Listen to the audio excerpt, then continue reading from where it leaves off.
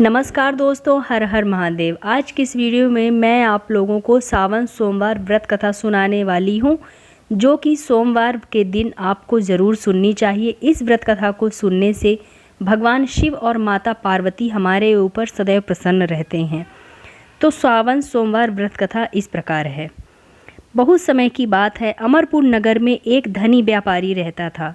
उस व्यापारी का सभी लोग काफ़ी सम्मान करते थे।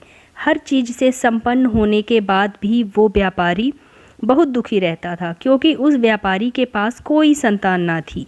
वो इसी बात को लेकर चिंता में डूबा रहता था कि उसकी मृत्यु के बाद उसके व्यापार और धन संपत्ति को कौन संभालेगा। पुत्र पाने की इच्छा से वो व्यापारी हर सोमवार को भगवान शिव की पूजा पूरे विधि विधान से करता था और व्रत करता था। शाम में व्यापारी शिव मंदिर में जाकर भगवान शिव के समक्ष घी का दीपक जलाता था। उस व्यापारी की भक्ति से प्रसन्न होकर एक दिन माता पार्वती ने भगवान शिव से कहा, हे प्राणनाथ, ये व्यापारी आपका सच्चा भक्त है, इतने दिनों से सोमवार का व्रत कर रहा है। भगवान, आप इस व्यापारी की मनोकामना क्यों नहीं पूरी करते? भगवान शिव ने मुस्कुराते हुए कहा, हे पार्वती, इस संसार में सभी को अपने कर्म के अनुसार फल की प्राप्ति होती है। इसके बावजूद पार्वती जी नहीं मानी। उन्होंने आग्रह करते हुए कहा, आपको इस व्यापारी की इच्छा जरूर पूरी करनी पड़ेगी।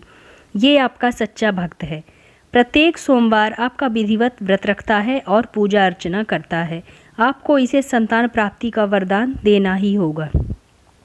पार्वती के आग्रह पर भगवान शिव ने कहा, तुम्हारे आग्रह पर मैं इस व्यापारी को पुत्र प्राप्ति का वरदान देता हूँ, लेकिन इसका पुत्र 16 वर्ष तक ही जीवित रहेगा। उसी रात भगवान शिव ने स्वप्न में उस व्यापारी को दर्शन देकर पुत्र प्राप्ति का वरदान दिया। साथ ही उसे पुत्र के 16 वर्ष तक जीवित रहने की भी बात बताई। भगवान के वरदान से व्यापारी को खुशी तो हुई, लेकिन पुत्र की अल्पायु का सोचकर वो दुखी भी था। इसके बाद व्यापारी पहले की तरह सावन सोमवार व्रत का विधिवत व्रत करता। कुछ महीने बाद उसे पुत्र उत्पन्न हुआ। व्यापारी को पुत्र जन्म की अधिक खुशी नहीं हुई, क्योंकि उसे उसकी अल्पायु का रहस्य पता था। विद्वान ब्राह्मणों ने उस पुत्र का नाम अमर रखा। जब अमर 12 वर्ष का हुआ तो उसे शिक्षा के लिए वाराणसी भेजने का निश्चय हुआ। व्यापारी ने अमर के मामा दीपचंद को बुलाया और कहा कि आप कृपया अमर को शिक्षा प्राप्त करने के लिए वाराणसी छोड़कर आएं।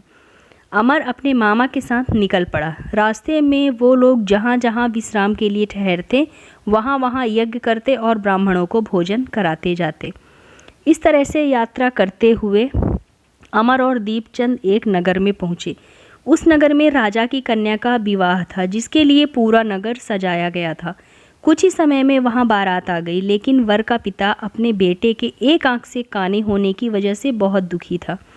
उसे डर था कि राजा को इस बात का पता चलने पर कहीं वह विवाह से इनकार ना कर दे।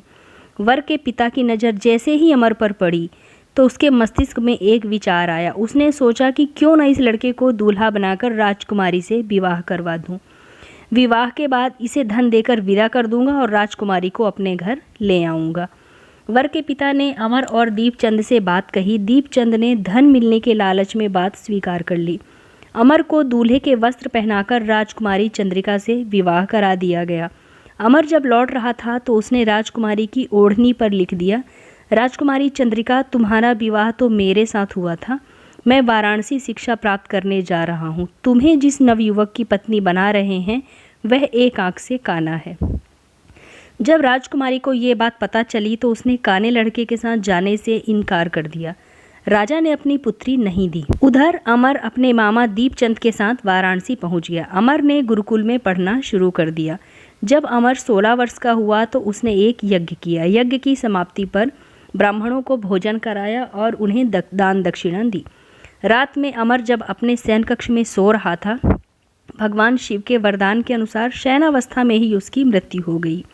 सूर्योदय पर मामा अमर को मृत देखकर रोने पीटने लगे। आसपास के लोग एकत्र हुए और दुख प्रकट करने लगे। मामा के विलाप करने के स्वर समीप से गुजरते हुए भगवान शिव और माता पार्वती ने भी सुन लिए थे।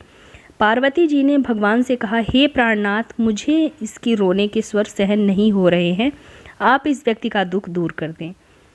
भगवान शिव ने पार्वती जी से पूरी बात बतला दी। उन्होंने कहा कि मैंने जिसे 16 वर्ष की आयु का वरदान दिया था, ये वही लड़का है जिसकी मृत्यु पर उसके मामा विलाप कर रहे हैं।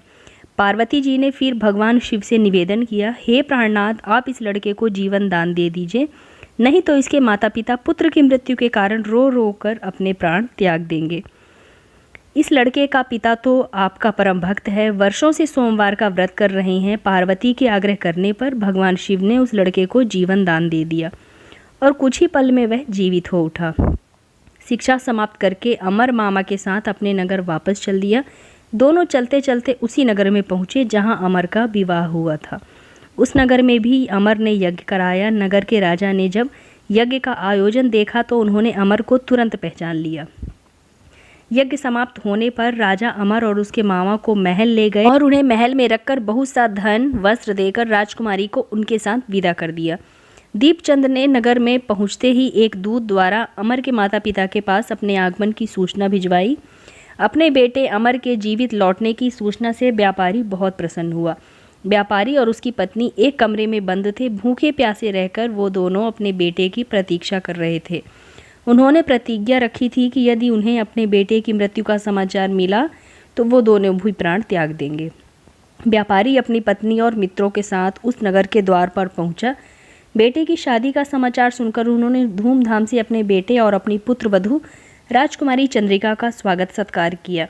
उसी रात भगवान शिव ने व्यापारी के सपने में आकर कहा कि हे श्रेष्ठी, मैं तेरे सोमवार के व्रत करने और व्रत कथा सुनने से प्रसन्न हूँ, इसलिए तेरे पुत्र को लंबी आयु प्रदान कर रहा हूँ। व्यापारी बहुत अधिक प्रसन्न हुआ। दोस्तों, शास्त्रों में लिखा है कि जो स्त्री पुरुष सावन सोमवार का विधिवत व्रत करते हैं और व्रत कथा सुनते हैं, उनकी सभी इच्छाएं पूरी हो जाती है और भगवान शिव और माता पार्वती की कृपा दृष्टि उनके ऊपर सदैव बनी रहती है।